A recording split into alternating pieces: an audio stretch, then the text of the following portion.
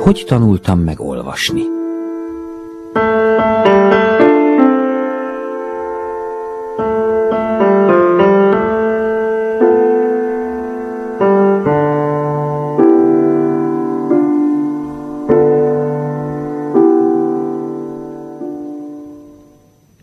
A napsütéses, hosszú őszre kegyetlen tél következett abban az esztendőben. A nagy hófúvások betemették a malomházat. Nem lehetett mozdulni se ki, se be. A vasárnapok csak olyanok voltak, mint a hétköznapok. Lelkes állat nem vetődött felénk soha, s nekem nem volt egyéb mulatságom, mint hallgatni a szelek üvöltözését. A szelek nagyon oda voltak szokva a padlásunkra, és én már a szavukról megismertem, melyik az északi, melyik a déli, melyik fúj a Dunáról, melyik a Tiszáról.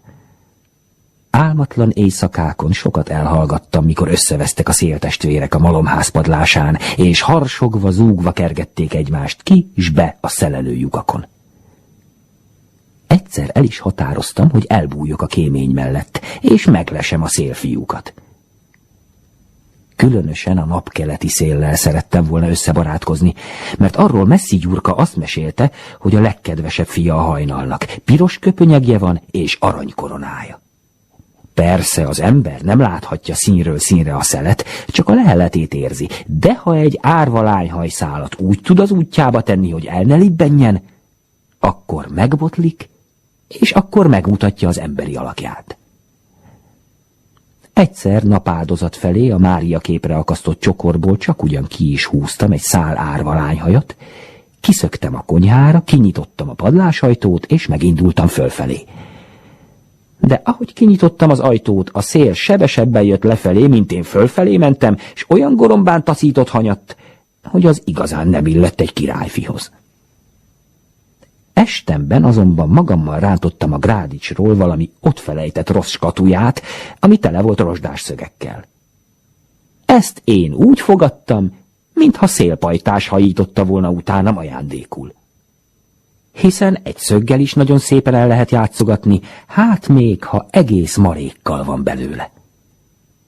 Az maga eltartott egy hétig, míg a rozsdát letisztogattam róluk. Aztán előhúztam az ágy alól a kukoricamorzsoló kis széket, s abba belevertem a szögeket kalapáccsal, aztán kiszedtem őket harapófogóval. Mikor készen voltam, akkor előről kezdtem az egészet, s külön nevet is adtam minden szögnek. Egy nagy gömbölyű szög volt a kutyafejű tatár. Arra mindig különösen nagyokat ütöttem.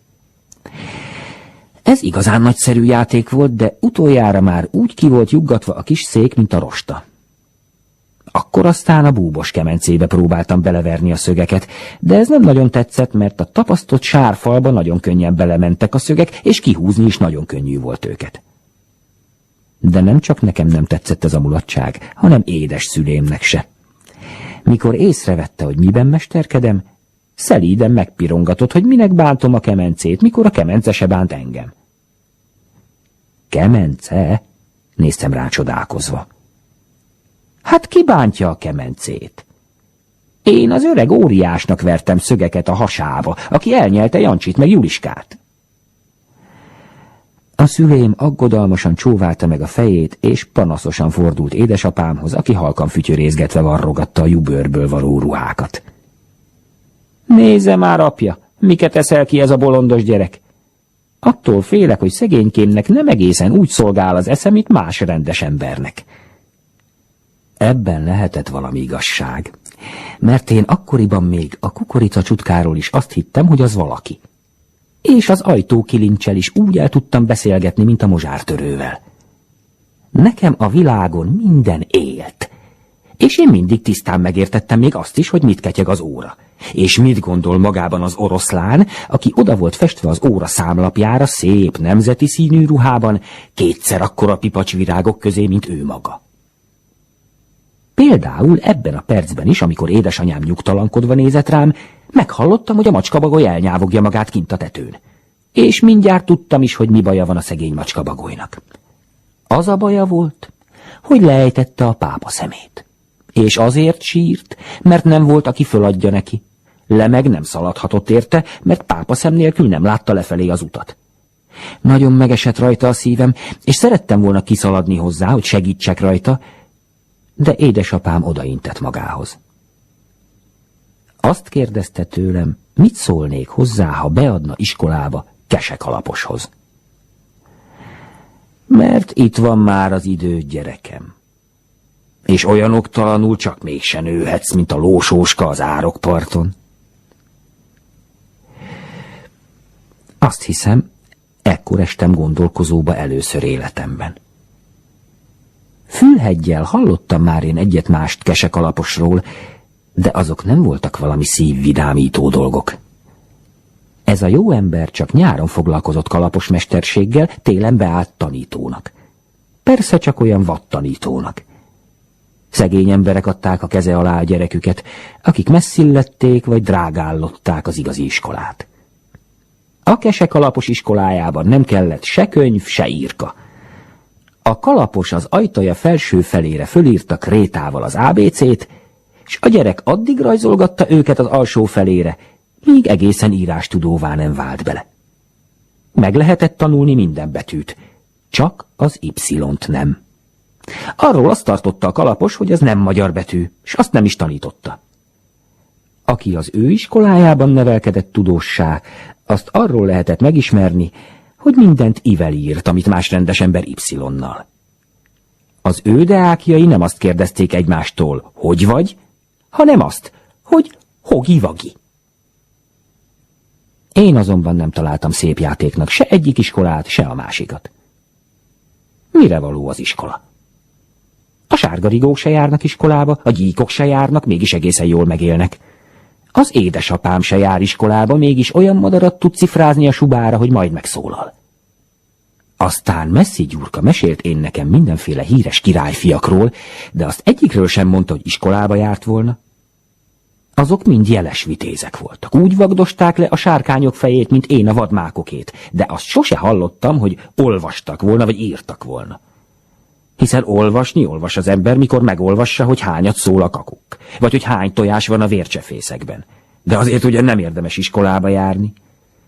Írni is ír az ember a szűcskrétával a láda tetejére, vagy sárga földdel a házfalára mindenféle szép lovakat, huszárokat, akasztott embereket, de annak mindnyájának van értelme, hanem mindenféle krikszkrakszokat firkálni, amik semmihez se hasonlítanak a világon. Ugyan mire való ilyen bolondságokat csinálni?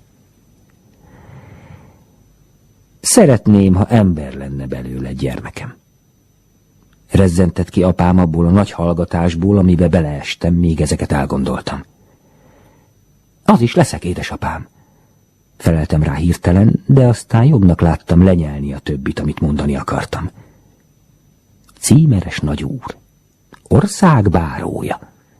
Csak én egyszer a nyomára jöjjek azoknak az ősi kincseknek, amiknek a bűbájos Küsmödi a tudója. Persze a Küsmödi bácsi kincsei meg nem mentettek volna engem a Kesekalapos iskola műhelyétől, ha drága jó édesanyám meg nem ment. De ő az ölébe húzott, és megcirógatta a bozontomat. De ilyen télben nem adom ám ki szegénykémet a házból.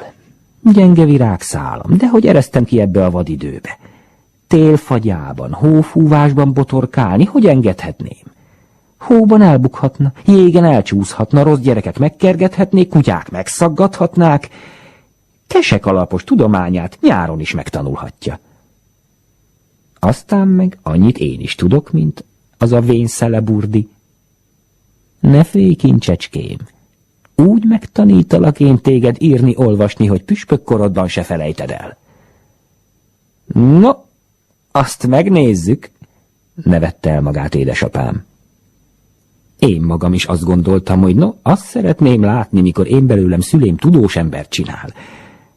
Hát pedig azt csinált. Olyan fortét eszelt ki, amilyen csak anya szívtől telik. Akárhogy fűtöttük a búbost, a malomszoba ablaka egész télen át ki nem engedett. S az a befagyott ablak volt az én palatáblám, édesanyám gyűszűs ujja rajta a palavessző. Lesz-e valaha a világon gyémántból faragott íróvessző, amely drágább lehetne a munkában megbarnult, jeges vizekben megvörösödött, forgott, éles szelektől reszelősre fújt vézna ujjnál, mely sütés, főzés, mosás, mosogatás után fáradhatatlanul kopogott a jégvirágos üvegen.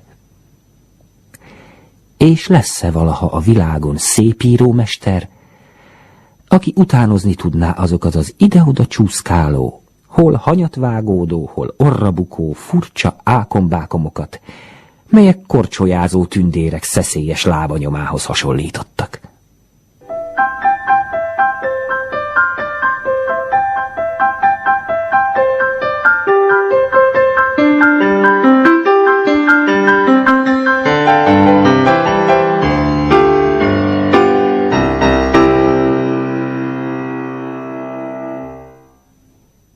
Sokat sírtunk és sokat kacagtunk azon a télen.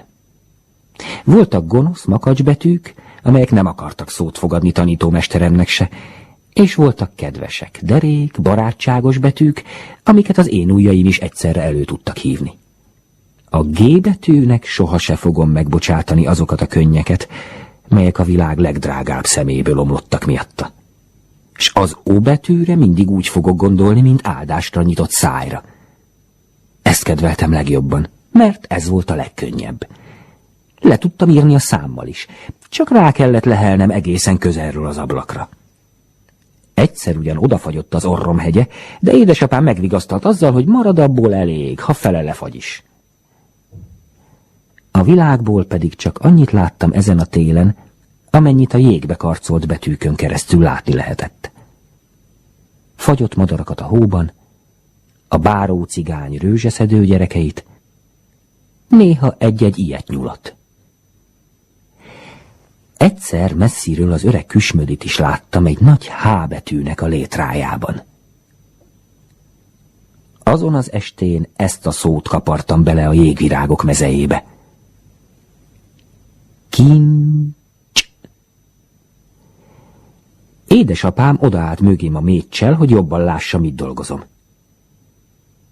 A betűk árnyéka óriássá nyúlva vetődött ki a hóra, s úgy reszketett a mécs lobogásában, mint valami varázsírás. Te! Az S-et megfordítva írtad, kacagott édesapám. Így kell azt írni. Azzal a körmével egy rendes S betűt hasított az ablakjegébe, de én ravaszul csóváltam a fejemet, hogy engem nem lehet bolondá tenni. Tudtam én, hogy az az igazi, amire szülém tanított. S ha gyorsan írok, most is sokszor megesik még velem, hogy megfordítva írom az S-et, mint ahogy falusi szabók cégtábláján látni. S amikor észreveszem a hibát, mindig teleszalad a szemem könnyel, s megcsókolom a szívemmel a ráncos kezet, mely e kígyó betűt először mutatta meg nekem.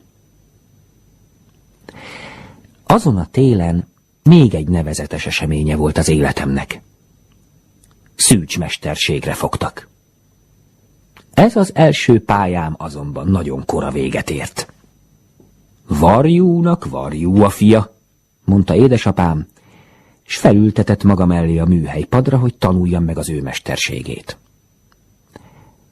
A hosszú selyemszőrű bőrökben, a piros és zöld irhákban, a színes cérnákban, a nagy acéltűk bujkáló villogásában csak ugyan nagy örömem is telt.